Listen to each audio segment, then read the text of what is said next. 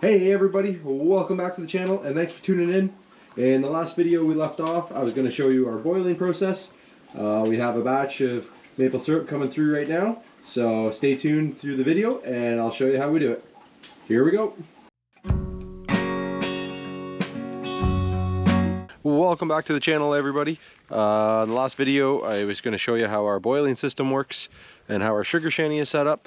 So we're at the back of it right now. We have our tank. It's about half full of sap, so if we look at that, we're about 500 liters, so there's a 1,000 liter tank. Last night we were up to about 800 liters. It goes through the line into the pans, and then we have our chimney set up on the back side. So that is our tank. There are seasons where we can have this full and we can't boil quick enough. I think our season total this week of sap, we're probably right around 2,500 liters of sap. Right now, one of our best days has been about 600 liters of sap in a day. Sometimes it'll run 2 to 3 times a week. Sometimes it'll run all 7 days out of the week. It's probably not going to run today. The sun is shining, but it's still a little cool out, which gives us a couple days to catch up on some boiling and give us a little bit of downtime. Jill and Riley hanging outside, catching some sun. Definitely my favorite outfit, and her bear outfit. That brings us inside to our boiling setup. So we have some wood coverings on it, just try to keep any dust and dirt out of all the sap. So at the back here we have the hose set up. That's coming from the tank outside. Everything's coming into the first pan. This is on a float setup, so if I push down that float, more sap is going to come in from that tank. So this is just kind of our staging pan. So this is pan number 1. This is our preheat stage. So this is mostly sap that is kind of warming up. If you look at the shape of the fireplace inside, it comes across and then it goes up. So that puts a lot of the heat concentration on the middle pan. That puts a little bit of heat concentration on the back pan, but more so on the middle. That is where our rapid boil kind of takes place. So this gets to more of an intermediate mixture, and then everything flows into the front pan. Now, once we have things boiled down enough, we will shut the back 2 pans off with these valves here. We can shut pans 1 and pan 2 off, and we can let them kind of boil away. Then we can leave pan 3 that is really close to maple syrup, and we can concentrate on getting that to the right temperature. So the difference between sap and maple syrup is the sugar content. In order to get a higher sugar content, we're trying to boil all the water out of it. Boiling water has a temperature of 212 degrees Fahrenheit. A more sugar concentration has around 214 to a 216 boiling point. So you can see we just use a thermometer to measure the temperature, and then that's how we're going to tell when the maple syrup is ready to come off. And when it's ready to come off, we will pull it off of this valve here.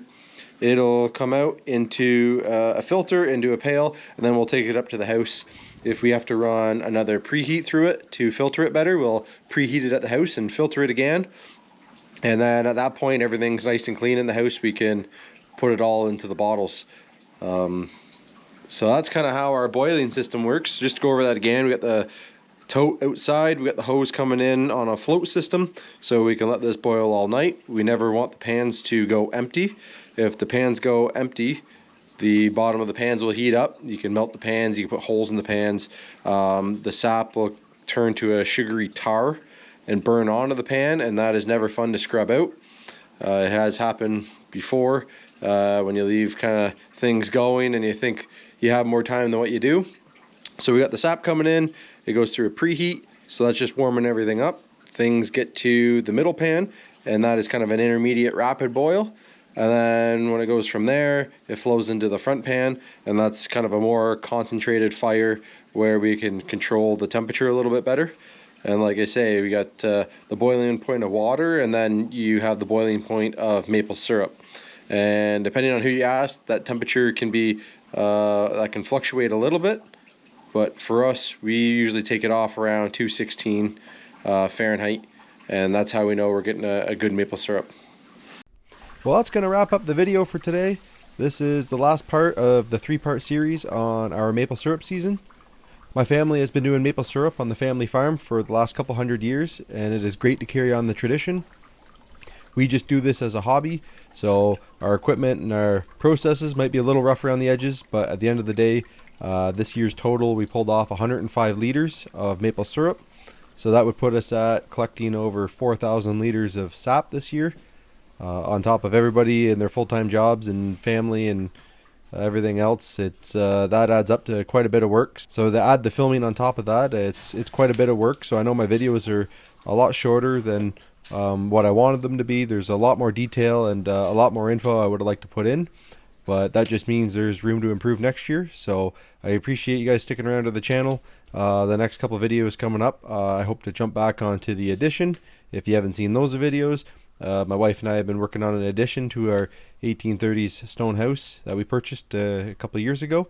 So there should be a few more videos of that coming up throughout the summer, along with other little projects around the house and around the farm. So if you guys could hit like or subscribe, that shows me you guys are interested in the videos, and that just means I will work harder at putting more of these things out. So anyway, thanks for tuning in, and until next time, we will see you later.